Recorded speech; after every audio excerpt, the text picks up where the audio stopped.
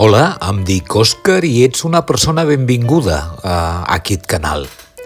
Avui vull parlar-te del que significa per a mi que un rellotge porti la complicació de fase lunar. Per començar, convida a fer una pausa en el temps. Dóna igual que les agulles continuïn camí. He parat el meu caminar i em predisposo a la contemplació. Miro més enllà del rellotge, miro la lluna. A continuació, diré que el propi tarannà d'aquesta característica fa que en l'esfera s'inclogui un element resolt amb una mena de representació pintada a modus de dibuix o fet pictòric, fet que ens allunya del posat, seriós, assenyat, transcendent.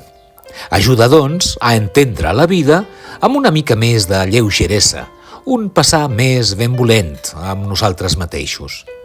Per acabar, la fase lunar en un rellotge em fa ésser una mica tronat, llunàtic, i això em fa no ser tan estricte, com dèiem abans.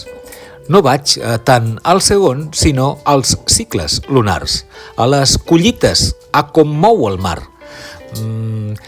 Res més, et convido a ser una mica més aixac i així una mica més enlairat o enlairada, per dir-ho d'alguna manera, que et miris ben mirat tot plegat, el perquè de tot plegat i que les conclusions que treguis facin que la teva respiració i la lluna s'hi assemblin molt. Aleshores, a què esperes a fer-te amb un rellotge de lluna? Un segon és un segon i la lluna és la lluna. Apa, recorda que un rellotge i un dibuix fan biografia.